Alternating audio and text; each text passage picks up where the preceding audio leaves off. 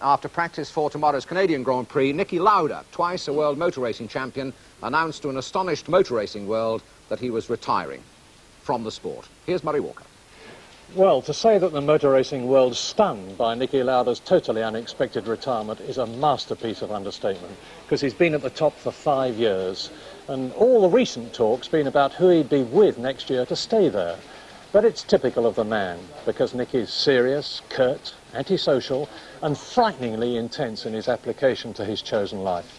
But it's typical of him, too, that after a conventional and successful start in motor racing, he coolly borrowed £30,000 to buy his way into Formula One.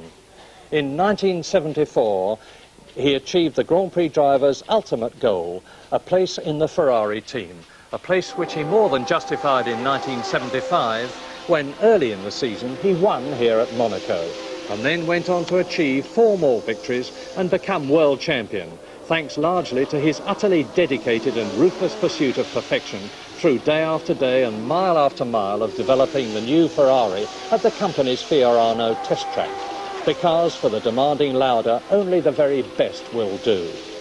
But 1976 was Lauda's sweet and very sour year of success and agony that none of us will ever forget.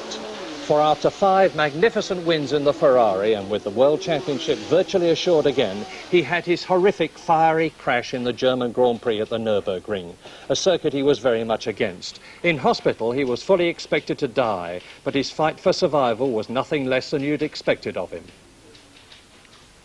The first thing I remember was the helicopter, which just started his engine, and I asked where we're going and how long it takes. And the guy said 45 minutes to the next hospital. That's what I remember. And from then on, everything was working well again. When I came to the hospital, you know, you feel like kind of you feel like you're very tired, and you would like to go and sleep. But you know it's not just going sleeping, it's something else. And then you just fight with the brain. You hear noises and you hear voices, and you just try to listen what they're saying, and you try to keep your brain working and to get the body ready to fight against the illness. And I think this was very good that I did that, because in that way I survived. You say it wasn't sleeping, it was something else. You mean that you thought perhaps you were dying, did you? No, you know that. You can feel that now everything is going wrong, you know. You're getting weak and you feel that you can't do anything. What was the thing that made you fight against that? What went on in your mind that said, I've got to fight against this? Well, when that feeling came, you get a big fright. You know, you're really worried and frightened that you're going to die. And then that means you start everything possible to keep you going. And you can't start your body because the body doesn't react. You only can start the brain. That means you hear voices, you ask why is, for example, names. Why is he here and why is he not here, and things just to keep the brain working, and when the brain works, the body starts to work sooner or later. A priest came to see you, didn't he? Do you remember that?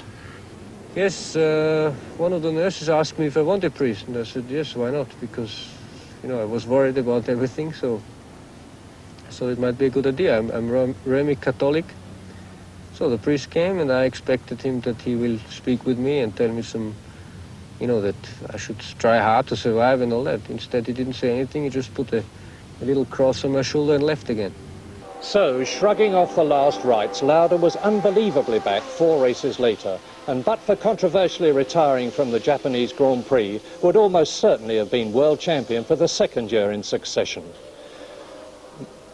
1977 saw Lauda fully recovered and right at the top again. World champion in 1975, 2nd in 1976. He went on as though his terrible accident had never even happened. Won 3 more Grand Prix and became world champion yet again for the 2nd time in 3 years. He left for a new challenge and yet more testing.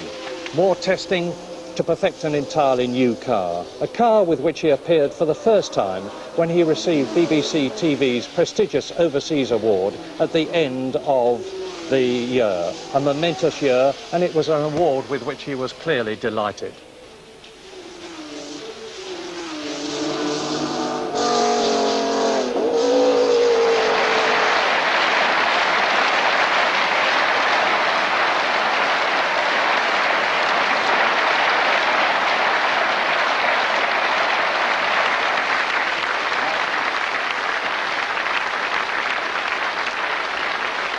Now, Niki's one of the finest development drivers in the business, and with his new team, he worked ceaselessly to hone the Brabham Alpha to a state of winning perfection.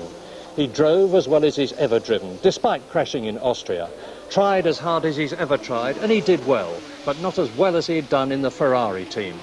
So then, into 1979. A crash in Ferrari, a new year ahead of him, with yet another new car, the Brabham Alpha V12. But it's been Niki's worst year ever, with only 2 finishes in 14 Grand Prix. Although, ironically, he won what was to be his last race, the non-championship event at Imola 2 weeks ago. But for Grand Prix after Grand Prix, Niki Lauda has suffered this year the unaccustomed situation of unreliability. Unreliability he never knew at Ferrari. So, after a year of comparative disaster, even his Imola win clearly wasn't enough to motivate him, as Jackie Stewart discovered when he asked Niki if he'd had any after effects from his 1976 accident, which hurt him so very badly. Not at all, but I think you should know, because you've been very long in motor racing. As long as you are in motor racing, it's more boring it is in one way, because you know all the people, everything is the same all the time. And it needs special motivation. You know, like if you start when you're 25 years old or 22 years old, you start motor racing. The motivation is there because you want to get in, you want to know everything, you want to win and all that. So if you know everything, you have won a lot of races. You always need new motivations to bring the push-up you need to be successful.